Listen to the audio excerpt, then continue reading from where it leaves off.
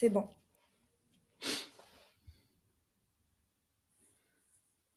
Bonjour à tous et bienvenue. Bonjour. On va laisser le temps aux uns aux autres d'arriver et puis on va démarrer rapidement, assez rapidement. Est-ce que vous nous entendez bien? Est-ce que vous pouvez mettre un petit mot dans le chat? Bonjour Nadège, bonjour Cédric.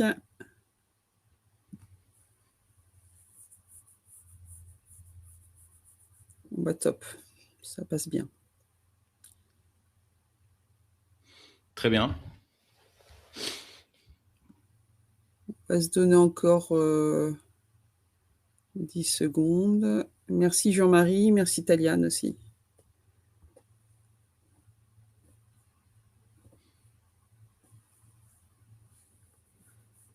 Le temps de sortir du précédent Teams pour rentrer dans le suivant.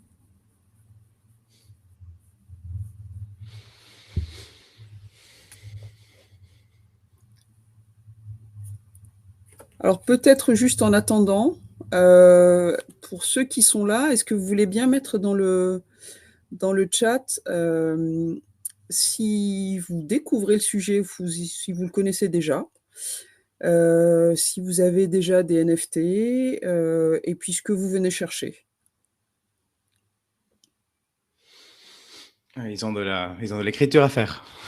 Ouais, n'hésitez pas, faites le choix. Hein. Moi, je vous donne plusieurs questions, mais faites le choix là-dedans.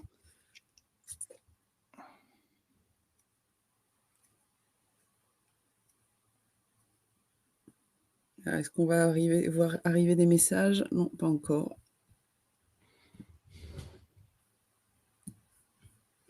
Ok, Jean-Marie découvre. Donc, top. Bonjour Nora.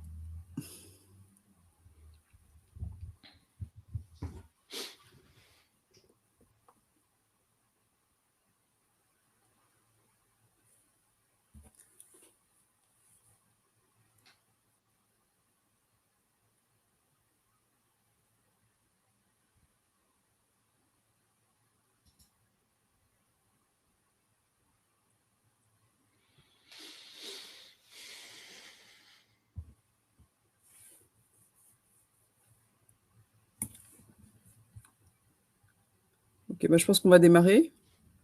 Puis ça fera venir les autres. Très bien. Donc, merci à vous de vous être connectés sur ce webinaire proposé par Acemis et POAP Studio. On va parler de l'utilisation de NFT, alors d'NFT particuliers qui sont les POAP, et on va vous en parler dans quelques secondes, pour enrichir les expériences événementielles que vous proposez. Alors, quand on parle d'événements, on parle d'événements qui s'adressent aussi bien à des clients qu'à des usagers, qu'à des collaborateurs, et qu'il s'agisse d'événements dans un temps ramassé ou plus de programmes de formation, de parcours d'accueil ou de programmes de fidélisation. Voilà. Alors, on va peut-être présenter qui nous sommes très rapidement. Donc, Acemis, qui vous accueille aujourd'hui, c'est un cabinet de conseil dont l'activité est reflétée par son nom, donc Anticipate Customer Experience and Make it Simple. Notre spécialisation, c'est de vous aider à transformer l'expérience client et l'expérience collaborateur, et vous aider à vous transformer avec l'expérience client et l'expérience collaborateur, en fait, en vous aidant à anticiper ce que vous voulez faire vivre à vos clients et à le mettre en œuvre. On vous accompagne sur plusieurs sujets, aussi bien l'expérience client et l'expérience collaborateur, puis ensuite tous les axes de mise en œuvre, le CRM, le digital, la data IA, la relation client, et on vous accompagne dans les transformations sur les côtés un peu soft skills, donc le management des changements, la culture client, et puis l'expérience salariée. Et la plupart du temps, ces sujets-là sont des programmes de transformation, donc qu'on sait concevoir et mettre en œuvre. On fait partie d'un groupe, Noventia, qui est plus connu dans la data et dans les financial services. On existe depuis bientôt 25 ans et voilà, nous sommes un groupe à taille humaine. Voilà. Sur les volets CRM et digital, je vais aller très vite. On vous accompagne aussi bien pour la stratégie que pour la mise en œuvre de vos stratégies CRM et digital, donc de la définition de votre ambition jusqu'à son développement, dans les cycles de conception, l'optimisation de la performance de vos leviers, vous aider à choisir des solutions parce qu'il y en a beaucoup et que c'est difficile de tout connaître. Et puis cadrer, organiser, et puis réussir la mise en live de vos projets. Et puis aujourd'hui avec moi, il y a Thomas Mulder, qui fait partie de POAP Studio. Je te laisse te présenter, Thomas. Bonjour à tous. Merci Christelle. Donc moi c'est Thomas Mulder, comme Christelle a dit. Je suis un des 3 fondateurs de cette agence qui s'appelle POAP Studio, qui, en très grande ligne, parce qu'après on va rentrer dans le détail dans la présentation, accompagne les marques et les entreprises sur l'utilisation de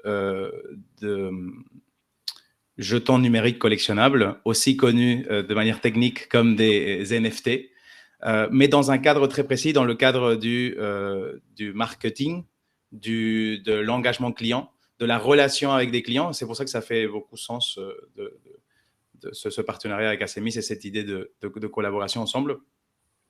Et donc, on travaille un peu comme l'agence B2B de cette technologie qui permet de distribuer des NFT avec un usage assez particulier, celui de prouver la participation à des événements. Et on disait tout à l'heure, Thomas, qu'il s'agit aussi bien de collaborateurs que de clients ou d'usagers. Totalement. Ouais. L'idée, ça reste très ouvert. On va regarder différents cas d'usage pendant la présentation. Il se trouve qu'on a eu beaucoup de chance et que dans notre première année de création, on a eu la chance de travailler avec des très beaux noms et des très grandes marques. Parce que cette idée d'utiliser une technologie innovante pour faire quelque chose qui existe depuis la nuit des temps, que c'est collectionner des objets et échanger, avoir des éléments un peu des souvenirs qui avant on pouvait prendre la forme d'un ticket de concert qu'on gardait dans un tiroir pendant très longtemps. Aujourd'hui, tout ça peut prendre la forme d'un élément digital qui en plus a des propriétés qui vont le rendre avec un potentiel plus grand et va ouvrir des nouvelles portes. Tout ça, on va le voir. Moi, à titre personnel, j'ai beaucoup collaboré avec Christelle dans le passé et avec Acemis. Donc, à titre personnel, oui, j'ai un background de conseil et un peu un rôle, un milieu entre le métier et la technique toujours. Et pour ce qui me concerne, j'ai eu un passé aussi bien dans le conseil qu'en entreprise pour des programmes de transformation digitale et avec toujours au centre l'expérience client et l'expérience collaborateur. Donc c'était naturel pour nous de travailler avec POAP Studio et avec Thomas et toute l'équipe pour vous proposer d'enrichir des programmes d'expérience client ou d'expérience collaborateur avec ce nouvel objet et ce nouveau sujet des POAP. Alors, justement, comme aujourd'hui, on parle de ces sujets, mais de quoi on parle en fait? Thomas, est-ce que tu peux nous expliquer un peu plus, alors avec les mots de tous les jours, parce qu'il faut que ce soit compréhensible pour tous. Oui, évidemment. Donc, c'est super important cette première slide parce que c'est quelque chose qui se construit un peu par des couches et c'est sympa de le comprendre. Moi, peut-être je suis un peu académique dans ce sens-là, mais j'aime bien qu'on soit en phase. Donc, quand on parle de NFT, il faut en premier comprendre que tout ça repose sur une couche d'infrastructure qui s'appelle la blockchain. La blockchain je vais aller très vite évidemment, mais la blockchain, et vous pouvez aller vous renseigner après, la blockchain, ce n'est que simplement une base de données. Ce n'est qu'une base de données avec des caractéristiques un peu particulières, mais une base de données, enfin, ça tout le monde le comprend. On enregistre des transactions. Dans cette base de données, on enregistre des lignes et on enregistre des informations. Donc, il s'avère que la blockchain utilise la technologie de la cryptographie ou des techniques cryptographiques pour fonctionner. Et l'idée, c'est que c'est une base de données qui n'appartient à personne. il n'appartient pas à une entité en particulier, il n'y a pas quelqu'un qui est le propriétaire, mais c'est un réseau distribué dans énormément d'ordinateurs dans le monde où ce registre vit et s'accumule et continue à grandir. Donc, un des premiers usages, tout ça est décentralisé et il y a des moyens de sécurité qui permettent de faire confiance à ce registre sans qu'il y ait un intermédiaire de confiance sur lequel on doit mettre la responsabilité de maintenir on va dire la véracité, je ne sais pas si c'est même pas un mot en français, de la blockchain. Par-dessus ça, on va avoir cette idée très similaire au système bancaire, si vous voulez, pour que vous ayez ça en tête. On va avoir une notion de compte ou d'adresse. Dans cette blockchain, il y a des transactions qui se font entre parties et ces parties sont représentées par des adresses, des comptes. Ces comptes sont communément appelés des portefeuilles digitales ou des wallets. Je fais la traduction parce que souvent, vous allez entendre le mot en anglais wallet. Mais ce sont des portefeuilles digitales, c'est votre adresse dans la blockchain. Dans cette adresse dans la blockchain, vous allez pouvoir stocker des choses, des actifs digitaux. Et ces actifs digitaux vont aller de ce qu'on appelle communément des crypto-monnaies, qui peuvent être aussi appelés des jetons fongibles. Ça, c'est un terme très économique, mais ça, en gros, ça veut dire que vous pouvez le partitionner, que vous pouvez avoir la moitié d'un bitcoin et envoyer la moitié. Et si vous avez un et quelqu'un d'autre vous donne son autre bitcoin, bah, vous allez avoir un bitcoin chacun, ce sera la même chose. Elles sont interchangeables, elles ne sont pas uniques. Et par opposition, on va avoir un autre type d'actif digital qui va s'appeler qui vont être des jetons non fongibles. Donc le mot en anglais, c'est non-fungible tokens. Et cette pièce digitale, cet élément digital va représenter plutôt une autre chose. Au lieu de représenter de l'argent, une monnaie d'échange, ça va représenter des choses qui ne sont pas divisibles, qui sont uniques, comme ça peut aller de une entrée de concert, une pièce d'art, jusqu'à le contrat de propriété d'une maison. Donc vraiment, tout ça, c'est des actifs qui sont représentés dans la blockchain par des jetons. Il y a des différents types de jetons. Donc, tout ça compose un terrain de jeu assez incroyable pour pouvoir échanger des biens et des services de manière digitale. Tout ça sur un support technologique de la blockchain, qui est quelque chose qu'on ne doit pas redévelopper, mais qui existe et est là. Et il y a cette idée de que le nouveau paradigme du web, ça va être que tout le monde, et ça c'est un pari que quelques-uns font et que c'est quelque chose que l'histoire démontrera ou pas, le nouveau web, le web 3, c'est celui où on va consommer des services et des biens et on va échanger en s'appuyant sur des technologies décentralisées comme la blockchain, en utilisant ces tokens pour consommer des biens et des services. J'espère que c'est un peu plus clair. Merci Thomas. Et juste pour compléter ton sujet, ce Web3, il vit bien avec le monde physique aussi. Hein, et c'est là où ça va nous intéresser tous, parce que nous, on vit tous dans un monde physique et un monde Web 2, mais il peut très bien vivre avec le Web3. Il peut y avoir des chemins entre ces univers. Alors, peut-être un peu de culture, ça sera sympa pour les dîners en ville. Quand est-ce que ça a commencé? Quand est-ce que, selon vous, la première œuvre d'art génératif a été créée? C'est celle que vous voyez à l'écran, la Quantum, qui a été créée par Jennifer et Kevin McCoy. Je ne sais pas s'il y en a qui le savent dans la salle, mais en fait, ça date de 2014. C'est pas si loin. Et puis en même temps, ça fait quand même presque une dizaine d'années. Donc cette œuvre a été créée par Jennifer et Kevin McCoy.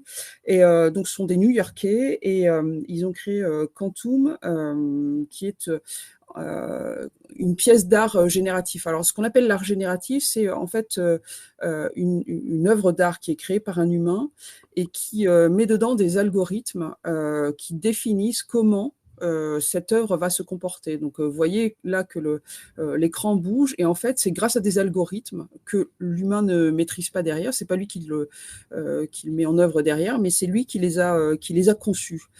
Et finalement, ces deux créateurs avaient à se réfléchir après sur comment est-ce qu'on s'assure que cette œuvre nous appartient toujours. Et c'est comme ça qu'ils ont transformé leur première œuvre en NFT et qu'on retiendra que c'est le premier NFT qui a été mis en place. Donc, ça date de 2014. Oui, Thomas. Je voulais juste rajouter quelque chose qui me paraît super Ouais. intéressant. C'est cette technologie des NFT dans l'univers digital est très, très importante parce que ça a ouvert la porte ça a ouvert une nouvelle porte à la façon dont les créateurs de pièces digitales peuvent maintenant interagir et commercialiser et vendre ou même avoir la propriété de ces pièces digitales. Pourquoi? Parce que ces NFT, dans les œuvres purement digitales, en fait, ils vont comporter une partie de l'œuvre, une partie un peu comme une espèce de petit résumé de l'œuvre à l'intérieur. Et l'image visuelle que je pense qui est intéressante, c'est un peu comme quand vous achetiez une photo d'un photographe où vous la retournez et derrière, il y avait un certificat de la galerie qui vous l'a vendu, qui disait, en fait, de cette pièce, il n'y en a que 100, il y a un tirage de 100 et tout ça, et avec une signature. Le NFT, la technologie NFT regroupe un peu tous ces éléments-là dans une pièce digitale. D'où cette révolution dans le monde de l'art avec les NFT. Merci de cet éclairage. Et donc, c'est allé très vite, hein, et effectivement, il y a un marché de l'art à travers les NFT. On vous met là deux événements majeurs qui ont eu lieu. Le dernier, c'était en mars 2021. C'est l'œuvre Every Day is the First 5000 Days, qui a été créée par Beeple. Et en fait, c'est une œuvre qui a été créée avec 5000 images qui ont été assemblées. Et ces 5000 images assemblées constituent une œuvre originale. Et cette œuvre, elle a été commercialisée, a été vendue chez Christie's aux enchères, et elle a été vendue à 69 millions de dollars.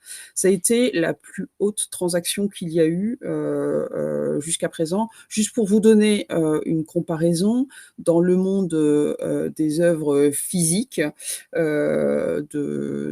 d'artistes qui sont encore vivants. La plus chère qui a été vendue, c'est celle de David Hockney, et elle a été vendue à 90 millions de dollars, donc pas très loin quand même des 69 millions.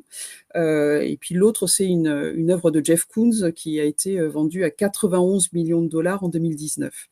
Donc et ensuite, la dernière et la plus haute jusqu'à présent, c'est The Merge, qui est intéressante parce que The Merge, c'est en fait une œuvre qui a été achetée par presque 30 000 nouveaux propriétaires qui ont chacun acheté un bout de cette œuvre, et c'est l'ensemble des acheteurs qui, en assemblant ce qu'ils ont acheté, réussissent à reconstituer The Merge. Et The Merge, ça veut dire l'assemblage. Et donc ça, c'est aussi, il y a un concept de cette œuvre originale derrière. Donc ça a été créé par PAC. Et The Merge a été vendu au prix de 91 millions. Donc on atteint finalement des sommets déjà sur le marché de l'art. Tout ça pour dire que c'est un univers qui est certes encore en forte croissance, qui est aussi très créatif parce qu'il stimule le marché de l'art. C'est par là que ça arrive, en s'appuyant sur la technologie.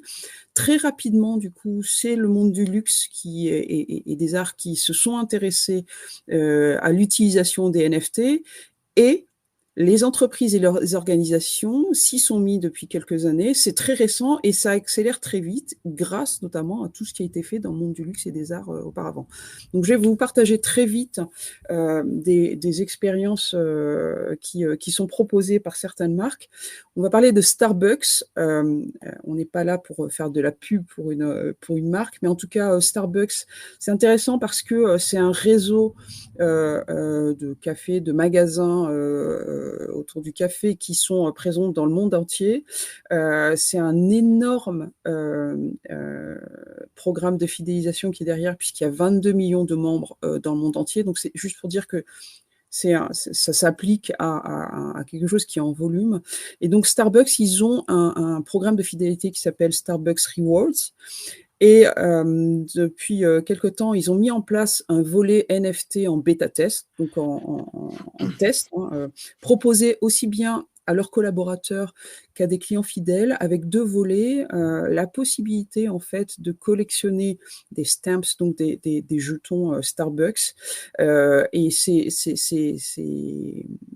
stamps, ils peuvent les collecter en participant à des défis, à des jeux interactifs, et s'ils collectent des stamps, comme dans les vieux albums Panini, ça leur ouvre des avantages exclusifs et immersifs pour les amoureux du café. Donc, ça peut être la visite d'un endroit où on fabrique le café, la possibilité de goûter des nouveaux parfums, etc., etc., ou d'assister, d'écouter quelqu'un qui est passionné de café ou de visiter un endroit spécifique. Voilà, ça c'est la partie animation du programme. Et puis, ils ont mis aussi en place quelques exemplaires uniques qu'ils vendent, qu'ils proposent à l'échange. Et ça a très bien marché puisque tout a été vendu. Un autre exemple, Hublot. Hublot, ce sont des montres suisses de luxe. Et donc, on parlait tout à l'heure du monde du luxe. Là, Hublot, c'est associé à Takashi Murakami, qui est un artiste japonais, un designer. Il intervient dans diverses formes d'art. Et donc, ils ont créé des modèles de montres uniques, exclusives. Donc, ils ont créé des modèles, la All Black et la Sapphire Rainbow, donc des très beaux objets. Et finalement, ils les ont associés à des NFT, donc des œuvres numériques uniques créées par Takashi Murakami. Et c'est donc chaque fois qu'on achetait l'un des 2 modèles, eh bien, on avait automatiquement une des œuvres numériques uniques proposées par Takashi Murakami. Donc, il n'y a eu que 324 œuvres qui ont été créées. Il y a un sujet de rareté. Alors, pour vous donner juste une idée, chacune de ces montres, elle coûte 80 000 euros. Donc, c'est pas la montre que vous et moi, nous allons acheter tous les jours.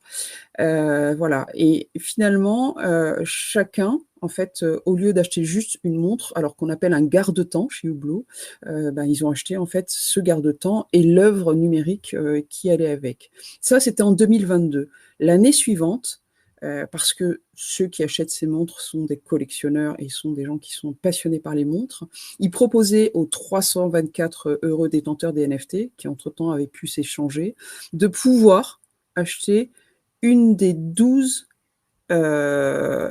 exemplaires de montres uniques qui ont été développés, donc toujours de cette collection-là, mais là, c'est 12 exemplaires uniques dans un échantillon de prix qui est dans les 50 000 euros, 50 000 francs suisses.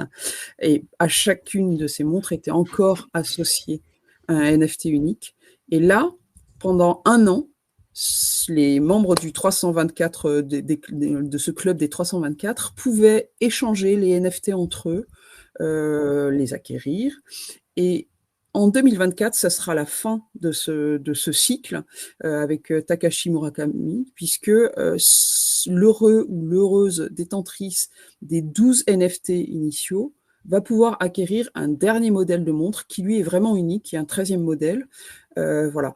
Ça vous donne un exemple de comment est-ce qu'on fait vivre des nouvelles expériences en fait par rapport à un produit qui était à la base une montre et qui devient en fait une montre plus une œuvre numérique. Et c'est ce qu'exprime ici Murakami et le CEO d'Hublot en disant finalement ce monde, ça nous a ouvert une autre façon d'exprimer l'art, une autre façon d'accéder, de faire connaître l'art contemporain. Et puis pour la marque Hublot, ça leur a permis finalement d'étendre leur univers. Et maintenant, les NFT, ça fait partie de leur univers artistique. Ils n'ont pas commencé avec les NFT, ils l'avaient fait avant, et là, les NFT ouvrent tout un nouvel univers. Voilà. Et ça marche. Oui, et peut-être juste rajouter le fait que là, vous avez bien vu qu'il y a une énormité de possibilités de ce qu'on peut faire avec ce support technologique des NFT. C'est intéressant de le comprendre comme ça. C'est un support, et sur ce support, on peut faire plein de choses. Ça a révolutionné le monde de l'art. Ça permet de créer des choses un peu, ce qu'on appelle en anglais des digital twins, que c'est cette idée d'avoir un jumeau digital d'un produit physique. Ça permet d'aller dans des trucs beaucoup plus sérieux. Ça peut être un contrat, un certificat. Au final, c'est un peu mélangé dans un univers digital cette idée de pièces collectionnables, certes, que ça peut aller d'un simple timbre à une pièce d'art, et cette idée plus de preuve qui va me permettre de montrer que j'ai participé, que J'étais là je et suis c'est le moi. propriétaire, c'est moi, et je peux accéder à des choses avec ça. J'y vais. Mhm. Donc, ok, super. Donc là, on va réduire beaucoup cet entonnoir. L'idée, c'est que vous avez compris que les NFT, c'est très large. POAP, en particulier, c'est un protocole, mais qui se concentre sur un cas d'usage très précis sur l'univers des NFT, que c'est celui de ce qu'on appelle la preuve de participation. Donc, POAP, qu'est-ce que c'est? POAP, c'est un acronyme du protocole technologique qui permet de distribuer ces jetons numériques. Donc, ça s'appelle en anglais Proof of Attendance Protocol. C'est une plateforme ouverte où toutes les communautés, marques et personnes sont en mesure de créer un jeton ou un ensemble de jetons pour distribuer dans une communauté. Ça peut être votre anniversaire, votre mariage. Ça peut être quelque chose à titre personnel, mais ça peut être quelque chose aussi à titre plus commercial ou en tout cas professionnel, où les marques s'en servent pour animer des communautés. L'idée, c'est que Donc voilà, ici à l'écran, par exemple, sur cette image, on voit là quelqu'un qui participe visiblement à un événement client, qui est en train de passer un beau moment, et elle montre qu'elle a le POAP de cet événement sur son téléphone. C'est très simple, hein, elle est rentrée, elle a scanné, et ensuite elle voit le POAP sur son téléphone. Vous vous doutez bien qu'à ce moment-là, si ce POAP est beau, il est unique, voilà, il a un côté rare, voilà, ce sourire s'explique aussi pour ça. Alors, le POAP ne fait pas tout parce qu'il y a tout l'événement qui est autour, mais ça vient rajouter finalement un autre volet à l'événement, un volet qui est dans le monde numérique, mais qu'on va garder avec soi après, avec soi sur son téléphone. Et croyez-moi sur parole, cet effet collection marche super bien. Les gens c'est assez fou de voir les gens qui ils ont collecté un ou deux et ensuite ils ont pris le goût et ils aiment bien. En fait, c'est un peu l'idée d'aller collectionner le suivant est très intéressant et ça pousse beaucoup. Ouais. Donc vous avez bien compris, l'idée c'est ne pas faire un POAP. Ce n'est pas quelque chose qui doit être travaillé pour avoir une certaine valeur de mémoire pour la personne qui le collecte. L'idée, à la fin de l'histoire, c'est que cette personne regarde 2 ans après son téléphone et il fasse un petit sourire quand il a regardé ce petit badge qu'il a gardé. C'est Oui, il y avoir a un cette idée de côté souvenir. émotionnel. Il y a un côté Exactement. émotionnel et en fait, on s'implique dans ce POAP. C'est pas, justement, c'est pas froid en fait. Exactement. Et donc, l'idée, c'est qu'on travaille sur l'histoire qu'on va raconter et la manière dont on va faire pour que le moment soit suffisamment important pour la personne pour avoir envie de collecter ça. Donc ça, vous l'avez bien compris. Et peut-être, Christelle, je te laisse la main. Thomas, tu peux peut-être revenir juste sur le précédent. Dans ce que tu disais, on a beaucoup parlé des souvenirs. Il y a une autre utilisation aussi, c'est que ça peut être des récompenses. J'ai participé à quelque chose, je suis dans les premiers qui se sont connectés, je vais avoir une récompense. Ou j'ai atteint un certain stade d'un programme de formation, d'un programme d'accueil des nouveaux collaborateurs dans une entreprise, je vais avoir le POAP qui correspond à j'ai atteint le stade 1 ou le stade 2 ou le stade 3. Et puis, effectivement, on a parlé des pièces de collection. Donc, oui, peut-être que au cas où ce soit un petit point de confusion, c'est comme ça, c'est resté depuis 4 ans que le protocole existe. C'est un des projets les plus sérieux de l'écosystème Web3 et c'est celui qui apporte de la valeur très vite et très tangible. Parce qu'il y a beaucoup de choses dans le monde un peu blockchain Web3 au fait, qui aujourd'hui n'ont pas beaucoup d'applications réelles. Ça, c'est quelque chose d'assez facile à comprendre. Et du coup, en fait, les petits jetons qui sont distribués avec le protocole de preuve de présence, en fait, on les appelle POAPs. Donc, ces petits jetons, c'est les POAP. Quand on parle de POAP, on parle bien de ces petits badges qu'on collectionne.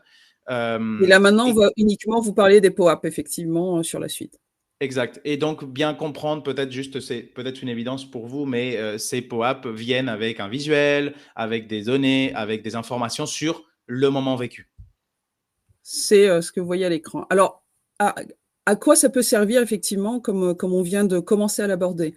On vous a mis là, ici, quelques types de cas d'utilisation possibles et qui peuvent vous intéresser, vous, que vous soyez dans une entreprise, dans une administration et que vous vouliez vous adresser à vos clients, à vos usagers, à vos meilleurs clients ou à vos collaborateurs, à une certaine catégorie de collaborateurs. Un des premiers usages, et ça semble évident, et c'est une partie de ce qu'on fait aujourd'hui, c'est les POAP, c'est un moyen très simple d'initier à tout ce monde des NFT et à tout ce qu'il y a comme univers derrière. On peut en mettre en place un POAP pour un événement, pour un salon, pour une convention que vous organisez, pour l'annonce du lancement d'un nouveau produit. Et ça permet à cette communauté à laquelle vous vous adressez de comprendre et de rentrer dans ce monde de façon expérientielle et de façon hyper simple et plutôt ludique et émotionnelle. Et puis ça peut être une première expérience et puis après on peut en proposer d'autres derrière. Un des autres avantages, c'est que ça permet à votre marque d'offrir quelque chose de moderne, de différenciant et de créatif. On a beaucoup insisté tout à l'heure, c'est pas un hasard qu'on ait parlé de ce qu'a fait Hublot et de ce qu'ont fait divers artistes. C'est un moyen de faire rentrer de la créativité, d'un volet beaucoup plus créatif et dans ce que vous proposez dans vos univers.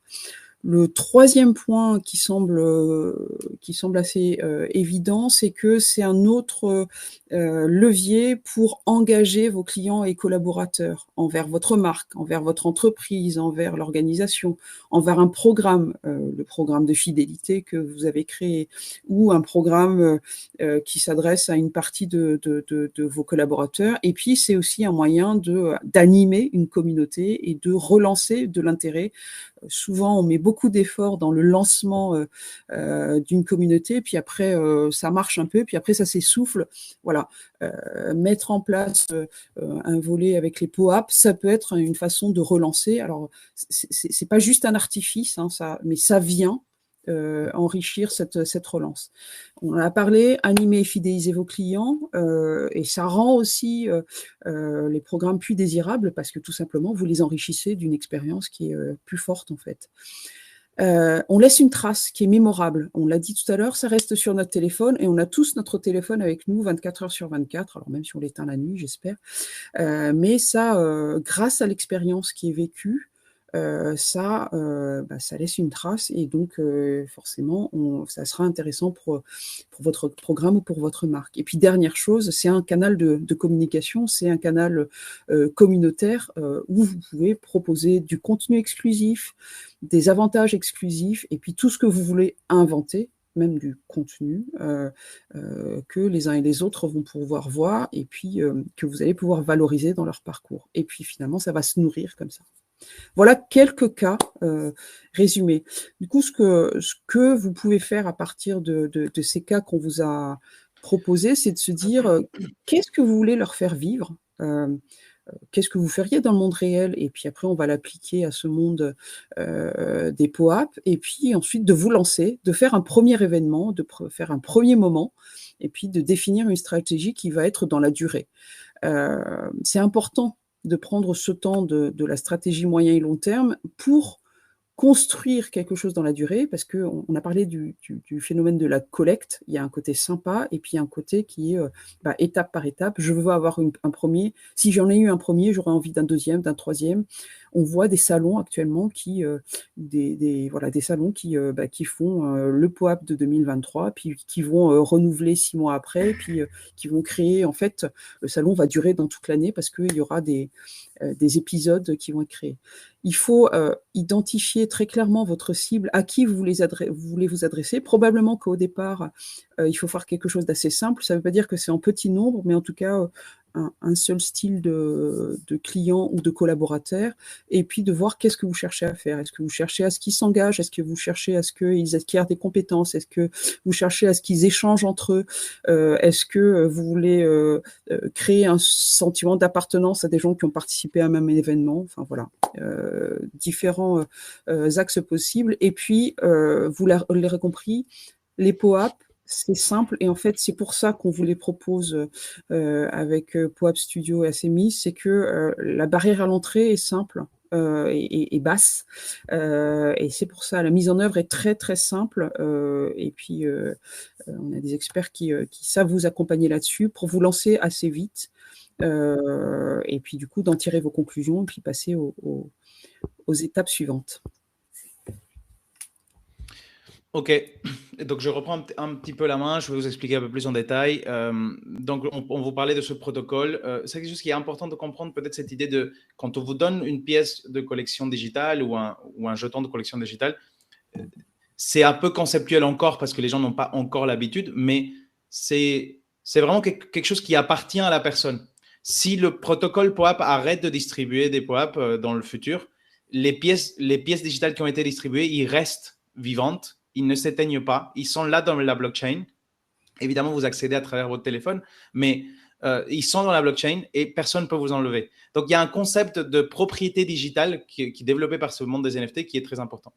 Ensuite, ce qui se passe et ce qui est une des grandes forces de POAP en soi, c'est que de par cette idée de plateforme et de par cette idée de cas d'usage particulier autour de la participation, en fait, POAP est devenu en quelque sorte le plus gros distributeur de NFT, ou en tout cas le plus dans des univers de vrais cas d'usage sérieux. Et il y a plus de 7 millions de POAP dans la nature aujourd'hui, distribués par différentes communautés à ses membres. Il y a plus de 1 million d'utilisateurs, plus d'une centaine de grandes marques de niveau mondial qui utilisent POAP pour animer leur communauté. Donc vraiment, il y a quelque chose qui se passe et tout ça génère un effet réseau très important. C'est-à-dire que les POAP commencent à être une façon de se définir. Et pour le marque, de faire des composés, des profils, de pouvoir croiser des centres d'intérêt avec le registre des moments vécus par une personne.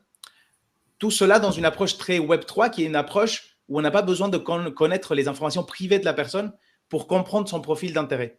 Donc, cette idée est assez intéressante du Web3. Et POAP en particulier, c'est un projet qui a vraiment cette force d'être très, très, très ancien dans un milieu nouveau et très sérieux dans ce sens. Donc vraiment, cet effet réseau commence à apparaître.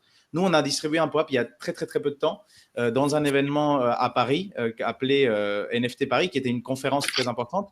Donc, on a distribué 3000 POAP et entre ces personnes, on a découvert, on ne sait pas qui sont, mais on a découvert qu'il y a 75, donc plus de 20%, non, plus de 10, plus de, attendez, je fais un calcul rapide, donc 1% c'est 30, donc c'est 2%.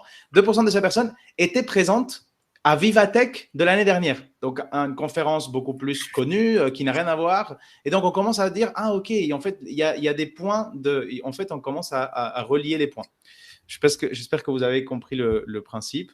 Tout ça se finit par se refléter dans un écosystème très riche. Et quand on dit écosystème faire simple, ça veut dire qu'en fait, il y a beaucoup de choses qui sont déjà construites de par le fait qu'il y a 7 millions de POAP déjà dans la nature. Oui, ça veut dire qu'on n'est pas en train de payer les pots cassés si on choisit cette technologie. En fait, on arrive dans un univers où il y a beaucoup de gens qui ont déjà essayé, et il y a déjà beaucoup de membres, d'utilisateurs, et on ne sera pas les premiers. Mais par contre, on fait encore partie de ceux qui démarrent. Et donc, je vous passe les détails, mais en tout cas, il y a des intégrations existantes avec des sites e-commerce, il y a une notion de travail avec des web services, des API qui peuvent en fait créer des expériences très spécifiques avec POAP. Donc, tout ça existe et on peut travailler dessus. Donc, ça peut s'intégrer avec des programmes de fidélisation, avec des programmes d'onboarding de collaborateurs assez aisément, puisqu'il y a tout un environnement technologique qui facilite cette mise en relation des différents univers.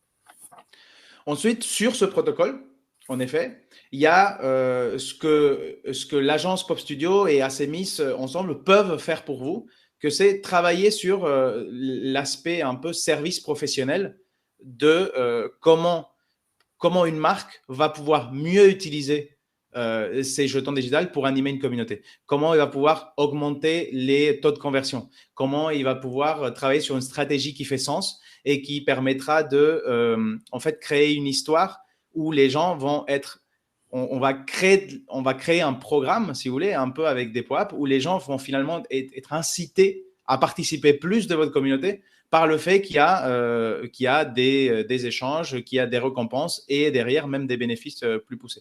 Donc nous, on est un peu l'agence professionnelle sur le protocole POAP pour les entreprises. Et du coup, dans notre intervention, finalement, avec Acemis et Pop Studio, on peut vous accompagner pour réfléchir sur à qui ça doit s'adresser, quelles sont les histoires qu'on veut conter et qu'est-ce qu'on va mettre en place pour ça en étapes. Donc, cette idée d'histoire nous amène à un concept qui est très important pour nous parce que c'est quelque chose qui est assez fort, c'est cette idée de moment d'engagement. Donc, l'idée, c'est de construire un échéancier, si vous voulez, une histoire avec des points importants d'engagement où les personnes vont avoir une relation privilégiée avec la marque à un instant T. Et vivre une expérience. Exactement. C'est cristallisé dans une pièce de collection digitale qui leur appartient. Et l'envers du décor, c'est que pour la marque, en fait, c'est un peu comme poser des espèces de marqueurs dans les moments importants du cycle de vie du client. Donc, tout ça, ça se réfléchit, tout ça, ça se construit. Et ensuite, bien évidemment, on n'a pas besoin de monter un programme le premier jour. On peut démarrer un peu plus petit et faire une première activation, une première expérience et comprendre un peu comment les personnes vont réagir. Tout ça dans une approche très simplifiée où les personnes vont pouvoir, et vous allez vous-même le faire aujourd'hui dans quelques instants, vont pouvoir collecter leur POAP de façon très simple avec tout simplement une adresse mail pour commencer et ensuite pouvoir le migrer doucement dans un portefeuille digital quand ils auront été mûris pour le faire. Et ça peut être aussi fait par la marque. Ça, c'est très important. POAP est souvent vu comme une façon d'embarquer des gens dans cette nouvelle technologie. Et souvent, c'est une histoire racontée par les marques assez forte. Ça peut dire, c'est grâce à moi, c'est à travers moi que tu t'inities dans cette nouvelle technologie et que tu vas collecter ton premier NFT, par exemple. Donc, l'idée, et c'est pas nous qui le disons, l'idée, c'est que ces POAP, ces badges deviennent un peu un symbole de statut. De relation, en fait, entre la marque ou entre votre entreprise et ses collaborateurs ou entre la marque et ses clients. Vous l'avez compris, il y a tout un lien à faire entre le profil actuel que vous connaissez déjà des personnes, donc cette idée un peu de CRM, d'identité, de suivre la relation client. Acemis est le premier à comprendre tout ça en tant qu'expert. Et ensuite, on peut rajouter ce volet de identité Web3 qui est un peu plus complexe, un peu plus flou dans l'anonymité, mais où on va commencer à tisser des liens et poser des points. Donc ça, c'est assez intéressant. Je vais passer vite sur ça. Je pense qu'on va aller à la pratique assez vite. Comment on fait pour collecter un POAP? Vous allez voir vous-même. Vous allez tout simplement scanner avec votre téléphone un QR code et ça va être hyper simple. Croyez-moi sur parole, vous allez le voir dans quelques instants. Donc, restez jusqu'au bout puisque on vous proposera de le vivre vous-même. Donc, peut-être tout simplement, dans ces expériences concrètes, il y a différents moyens de distribuer qui vont s'adapter au contexte et aux besoins du moment. Ça peut être des façons physiques de distribuer avec des impressions, avec des QR codes qui sont uniques et individualisés, avec des écrans connectés qui vont sécuriser l'aspect preuve de participation. Là, on le voit, Thomas, on le voit sur le visuel. Là, on voit quelqu'un qui tient son téléphone et qui est en train de cibler un QR code qui est énorme, qui est projeté sur un mur. En fait, c'est lors d'un concert. Ça se fait très souvent ou dans un salon. Vous mettez ça à l'écran et tout le monde le voit et du coup, il peut utiliser son téléphone et ensuite collecter son POAP. Donc, je vais aller, Christelle, assez vite on va aller sur les exemples qui vont vous raconter ce qui est possible de faire. On a choisi quelques exemples. Je ne vais pas passer par tous. On n'aura pas le temps, mais on pourra. Je verrai avec Christelle, mais je pense qu'on pourra les partager. L'idée, Oui, c'est oui. que vous compreniez un peu cette idée de. Il y a cet aspect collaborateur qui est très important. Beaucoup d'entreprises utilisent des POAP pour animer des communautés internes. C'est le cas de Bayer. Là, on vous a pris juste un exemple de ce que Bayer a fait avec une présentation interne Dans leur programme d'innovation, en fait, en Allemagne. exactement, dans le programme Ouais. d'innovation. On a présenté une groupe de personnes s'est retrouvé et on a fait un POAP pour ça. Ils ont compris la notion. Mais Bayer, c'est un cas d'école très particulier. Bayer, c'est une entreprise où, en fait, ils sont en train d'infuser au niveau de la culture interne de la boîte cette idée d'utilisation de pièces de collection digitales. Et sans arrêt, Bayer continue à distribuer des POAP en interne pour plein d'événements qui se passent à l'intérieur de la boîte. En fait, c'est une façon aussi de montrer qu'il y a des choses qui se passent et d'avoir chacun le POAP de son événement ou de son projet. Et voilà, c'est une façon aussi de matérialiser d'une autre façon des projets qui prennent vie dans une communauté. Et on a travaillé beaucoup, nous, l'agence a travaillé beaucoup avec Bayer pour qu'ils puissent le faire dans des conditions réglementaires strictes auxquelles est exposée une entreprise comme Bayer. Donc, ils donnent des collectionnables digitales selon ses termes et conditions, selon sa politique de privacité. Et tout ça, on a même travaillé sur des documents légaux. Et donc, vraiment, il y a un travail poussé qui est fait pour qu'ils puissent le faire en étant De tranquille façon et on sécurisée. commence de façon sécurisée. OK. Donc ça, c'est quelque chose Peut-être sur lequel on l'exemple peut suivant accompagner les d'ailleurs. gens. Ouais. Comment? Peut-être l'exemple suivant. Yes. Donc on a travaillé aussi avec Mercedes-Benz en Allemagne pour un programme interne où en fait ils ont éduqué leurs collaborateurs au Web3 en général. Donc, ils ont appris un peu comme vous aujourd'hui en compressé, mais eux un peu plus avec le temps, avec plusieurs contenus vidéo où ils ont été distribués pendant un mois. Et ensuite, ils devaient ils devaient forger leur premier token, leur premier jeton numérique POAP. Et ce jeton allait leur donner accès à un contenu spécifique qu'ils ne pouvaient visualiser en ligne que s'ils avaient ce POAP. Pourquoi? Parce que les NFT, ils ont cette idée de certificat qui permet de se authentifier à lui-même.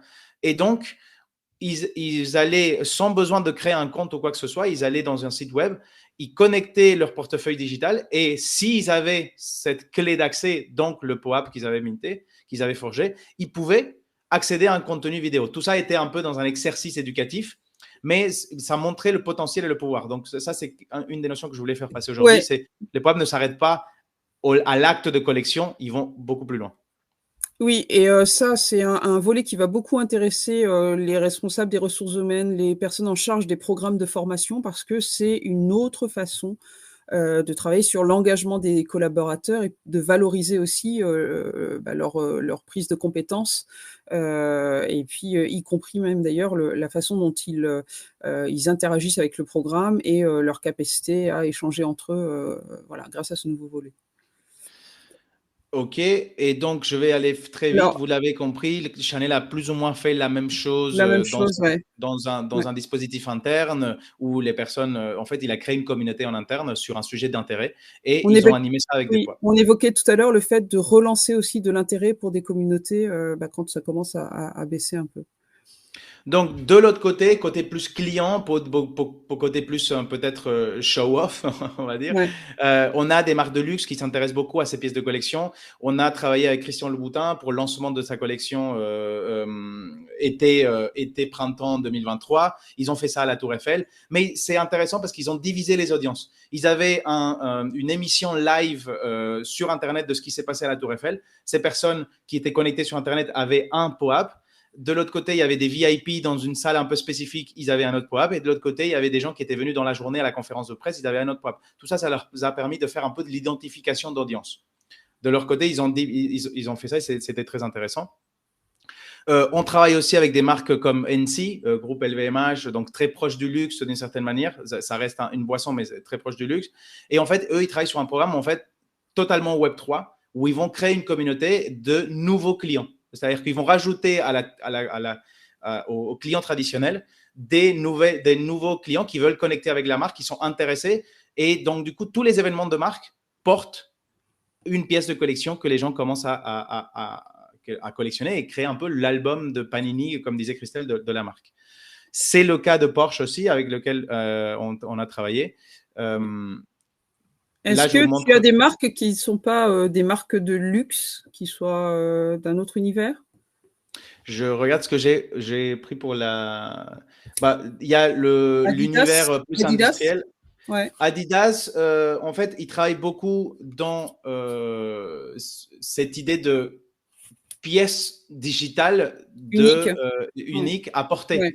En fait, ils ont travaillé beaucoup cette idée. Donc, ils animent une communauté de gens qui sont dans ce milieu Web3 et ils animent beaucoup ça avec des pop-ups sur différents événements de marques qu'ils créent et ils font des collaborations. Et il y a des liens aussi avec le programme de fidélité et d'animation en fait, de la clientèle. Ouais. Totalement. Donc, je vous passe un peu les détails. On a cité des grands noms. Je pense qu'on pourra partager ça avec vous après. On va droit au but. On a travaillé sur des événements sportifs aussi avec les New York Knicks, que c'est quand même une équipe très connue. Oui, et là, on voit à nouveau le POAP qui est accessible, très visible à tout le monde pour simplifier la collecte, en fait. Et on a aussi travaillé sur des concepts qui me paraissent très intéressants dans une approche beaucoup plus traditionnelle. L'idée un peu de cette pièce jumelle digitale d'une pièce réelle de collection. Les Pet Shop Boys, c'est un groupe qui sort tous les ans un livre. Ce livre, les fans se ruent pour aller le récupérer. Il y en a des éditions limitées. Et ce livre, cette année, venait avec une pièce digitale un peu jumelle qui faisait son alter ego dans la blockchain. On retrouve l'esprit de Hublot qu'on avait abordé tout à l'heure. La montre qui est rare et unique et qu'on collectionne avec le NFT associé qui est aussi unique en fait. Est-ce que je passe et on va aux questions? Christelle, dis-moi. Voilà. Juste peut-être pour conclure ici, si à l'issue de cette présentation, vous dites, tiens, ça serait intéressant que j'y réfléchisse, que je me lance ou en tout cas que je passe un peu de temps là-dessus. C'est très, très simple. On vous propose avec Thomas une session brainstorm d'1 heure. Appelez-nous et on trouve ce créneau et on cogite avec vous sur la base de vos problèmes, de vos sujets et on construit très vite une piste. Qu'est-ce que vous allez vouloir faire vivre à vos clients? Laisse-moi finir. On choisit une première étape et puis on pourra passer à la mise en œuvre, bien sûr, sur les conditions qu'on aura choisies ensemble. Voilà, donc vous proposez finalement une session d'1 heure pour discuter et réfléchir avec vous, et puis après il s'agira de lancer un projet si on se met d'accord après cela. Voilà. Donc, je fais vite. Ça, on a le temps, vous inquiétez pas. On a les derniers 5-10 minutes du webinaire pour répondre à vos questions. Et en même temps, pendant que vous posez nos questions, on vous laisse scanner ce QR code avec l'appareil photo de votre téléphone. Donc, et scanner, vous allez être redirigé dans une page toute simple. Il y a une seule chose à faire, renseigner un seul champ et appuyer sur un bouton. Mettez votre email. On assume que vous n'avez pas encore de portefeuille digital dans le blockchain Ethereum. Si c'est le cas, vous pouvez forger votre POAP, votre NFT instantanément. Et c'est tout simple. Et sinon, vous allez recevoir un email de confirmation à partir duquel vous allez pouvoir migrer dans la blockchain votre POAP à tout moment. On laisse ouvert cela pendant que j'espère, on répond à vos questions. Alors, je prends dans les questions Thomas. Alors déjà, il y avait une question sur est-ce que vous aurez le support après le webinaire? Donc oui, il va être mis en ligne. Donc il sera mis en ligne dans les quelques secondes après la fermeture de ce webinaire et vous pourrez y accéder. Et n'hésitez pas, vous avez nos coordonnées directes dedans, donc n'hésitez pas à nous contacter pour en savoir plus et pour bénéficier de cette heure de brainstorm commune. Il y a une question de Weibel, j'espère que je le prononce bien. Quel est le life cycle des POAP? Est-ce que ça dure 5 ans, 10 ans? Et quelle est la valeur de la collection obtenue?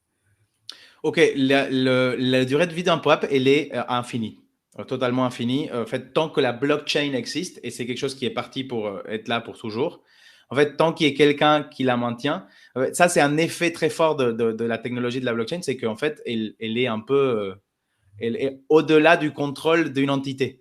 Et donc, elle reste. Les POAP sont émis, à partir du moment où ils sont émis, ils sont là. C'est un peu, c'est vraiment cette idée. Les NFT ont permis de s'approprier d'un bien digital, quelque chose qui n'existait pas avant. On ne pouvait pas être le propriétaire vraiment d'un bien digital. Maintenant, on peut, avec cette idée de certificat. Donc, la durée de vie est infinie. Et donc, la valeur de collection, c'est quelque chose c'est une notion sur laquelle on travaille beaucoup, nous. Elle dépend énormément de la perception de celui qui les collecte. Et donc, on va travailler énormément pour que cette pièce de collection devienne quelque chose que la personne a envie de garder, a envie de maintenir, de garder comme un de ses actifs. Et c'est sur ça qu'on travaille. C'est pour ça que les moments d'engagement sont très importants à travailler dans ce sens-là. J'espère avoir répondu à la question.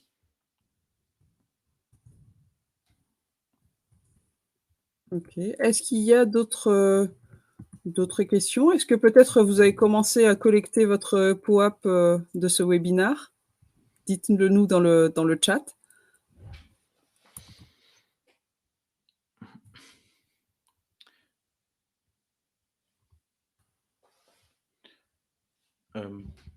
Peut-être,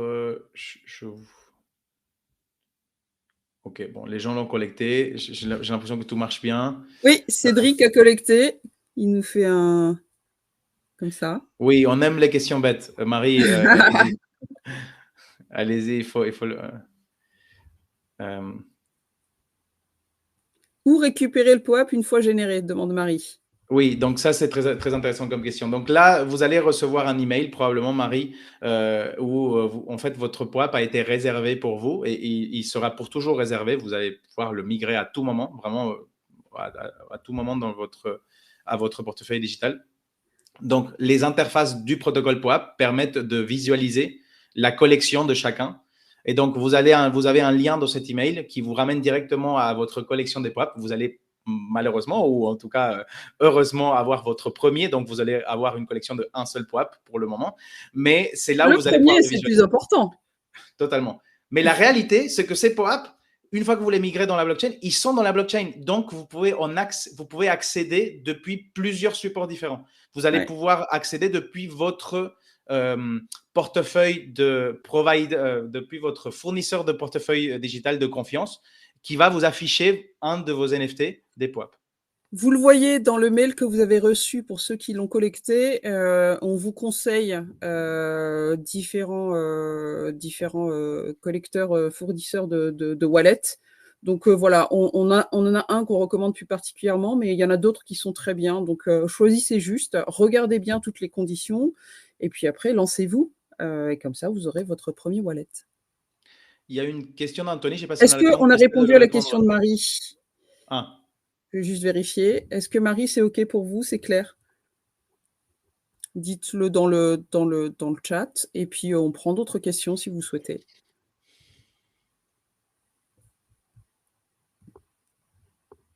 La question d'Anthony, elle est très intéressante. Oui. Je ne sais pas exactement ce que fait Anthony, mais en tout cas, nous, on a des rapprochements avec des enseignes très connues comme les Galeries Lafayette ou comme le groupe Smet au Luxembourg. En fait, l'idée de être une enseigne qui vend des marques n'empêche pas d'avoir une communauté et de raconter une histoire à sa communauté. Les gens, ils vont chez vous acheter.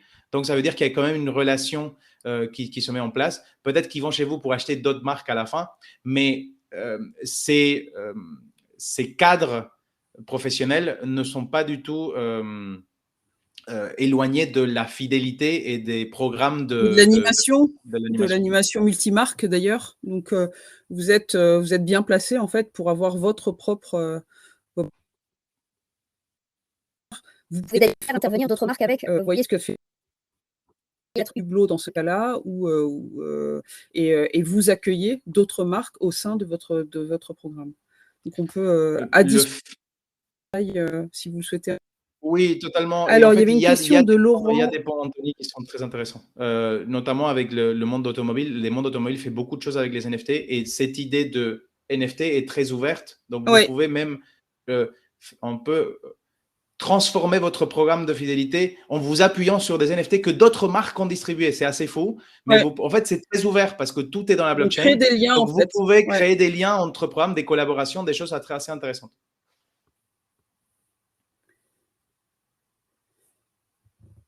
Alors, n'hésitez pas, effectivement, comme le suggère Laurent, de donner votre avis en notant ce webinaire. C'est une première pour nous. C'est la première fois qu'on raconte cette histoire, donc vous avez testé avec nous. Dites-nous ce qui était clair, dites-nous ce sur quoi on aurait besoin de passer plus de temps. Ça sera aussi sympa pour les autres moments. Et puis, comme nous vous le disions avec Thomas, avec grand plaisir pour passer du temps avec vous et réfléchir avec vous très vite sur vos problématiques. Mettez-vous en contact avec nous. Nous sommes très joignables, aussi bien sur nos adresses mail que sur LinkedIn. Voilà. Donc, on ne va pas vous retenir plus longtemps. On vous remercie pour le temps que vous nous avez consacré. On espère qu'on a été utile et puis on espère vous voir très bientôt. Merci beaucoup. Merci à tous. Merci. Merci de Merci votre Thomas. présence. Merci, Christine.